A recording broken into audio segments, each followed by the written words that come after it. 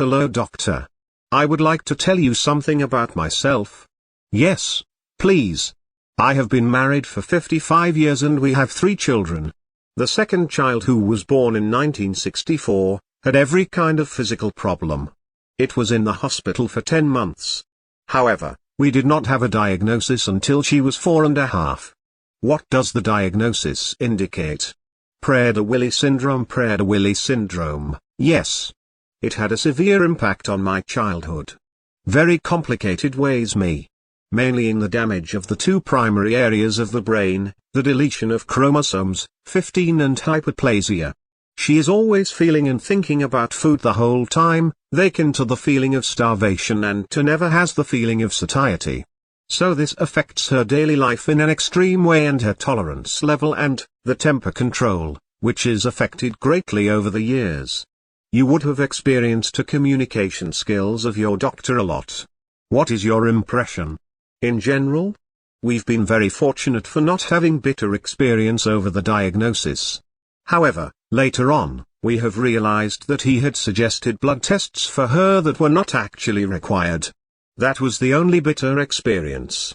We had actually Prader-Willi syndrome is a complicated genetic condition that severely impacts several parts of the body in infancy. This condition is identified by weak muscle tone called hypotonia, difficulties and feeding, poor growth and delayed cognitive development.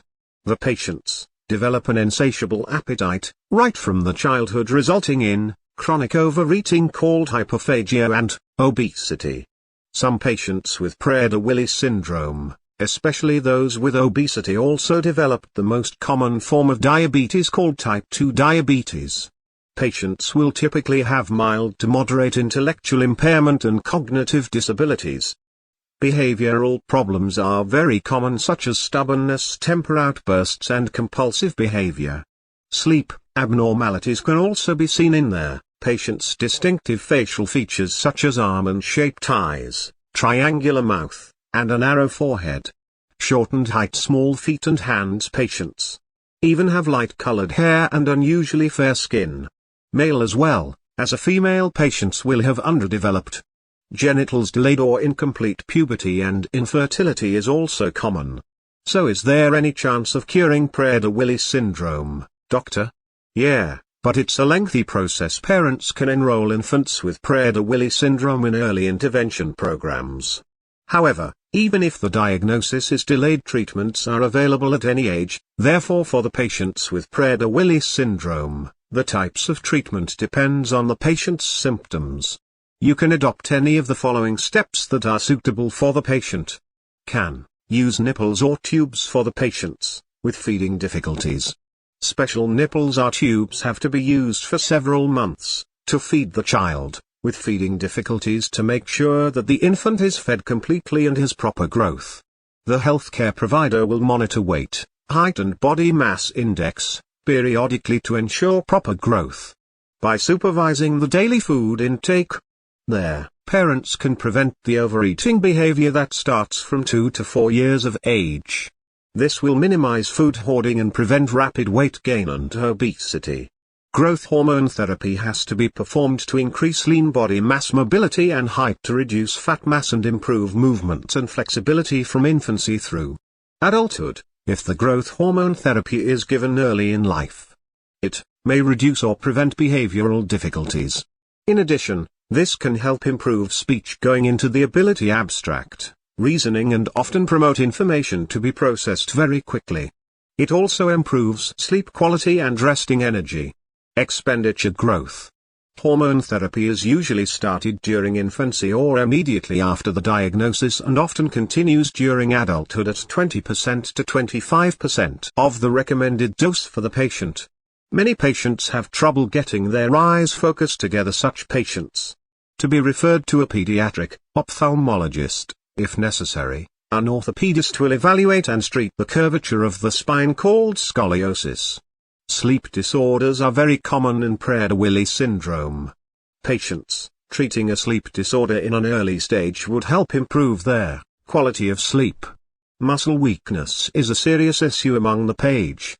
It's with PWS for children younger than 3 years of age. A physical therapy is essential to increase muscular strength, to achieve developmental milestones.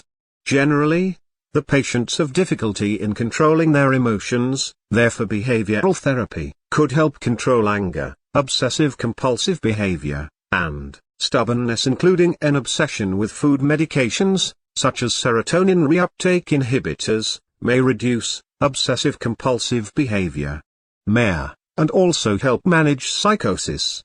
Thank you very much, doctor. That's been really useful. Thank you. Thank you, Mrs. Arasley. Now, look at extract 2 questions, 31 to 36. You hear the guidelines given by the physician on how to cope up with Prader-Willi syndrome. You have 90 seconds to read questions, 37 to 42. Rejection of kidney transplant, what should I do? Rejection is a primary and prominent complication that may arise after receiving a kidney transplant. Since the individual was not born with the transplanted kidney, his body will consider this new tissue as foreign. And as a result, it will try to attack the new kidney to protect the body of the individual. Rejection is a common response of the body after the transplant surgery. Therefore, the patient must take appropriate anti-rejection medicine. As God prevent rejection. There are 2 types of projections that occur after the kidney transplant. 1. An acute rejection occurs, usually any time during the first year of transplant and can be cured successfully. Whereas a chronic rejection occurs gradually over years. The causes of chronic rejection are yet to be identified by the research, and the treatment of chronic rejection is often unsuccessful. Immunosuppressant or anti-rejection medicines decrease the natural immune response of the body to the new foreign organ. The medicines repress the immune system and prevent the body from rejecting new organ. However, there are also chances of getting cervical, colon and breast cancer in women and prostate and colon cancer in men. Significantly, it is very difficult to diagnose the kidney rejection in its early stages. Also, the rejection is often irreversible. Once it starts for the organ, recipients should never stop taking the anti-rejection. Even if they think the new kidney is functioning well, discontinuing the anti-rejection location will encourage a rejection to occur. The numerous side effects of the immunosuppressant or anti-rejection medications are usually manageable by the patient's blood levels. After having anti-rejection medications, have to be examined regularly to prevent rejection and reduce the side effects. High blood pressure, weight gain, getting infections and an increased risk of certain types of cancer are some of the common side effects of immunosuppressant medications.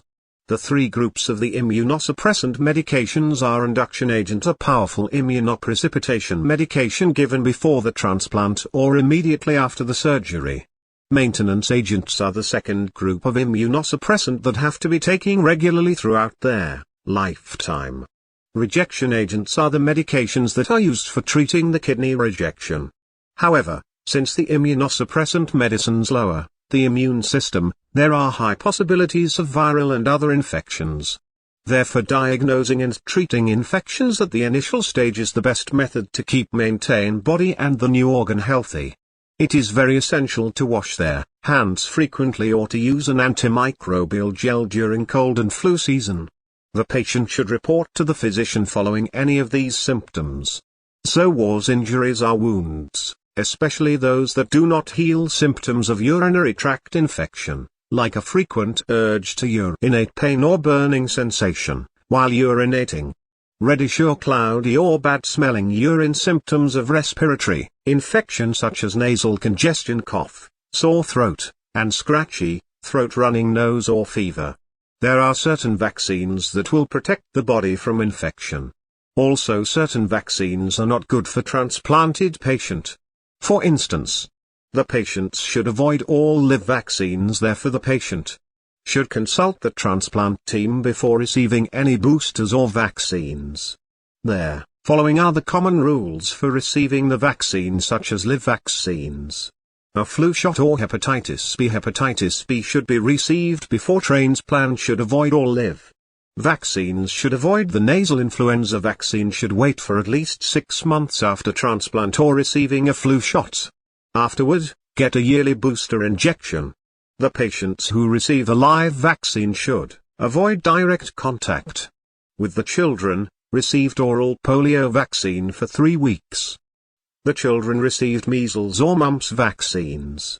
The adults received attention-weighted varicella vaccine to prevent zoster. The adults or children receive the nasal influenza vaccine. The recommended vaccines are Haemophilus influenza B, diphtheria, pertussis tetanus. Hepatitis B is safe before transplant. Hepatitis A should be given before traveling max single booster. After 5 years of transplant, influenza types A and B, yearly inactivated polio. Medical caucus typhoid 6. The following live vaccines should be avoided: varicella zoster, smallpox live, oak typhoid, T, Y21 and other newer vaccines intranasal.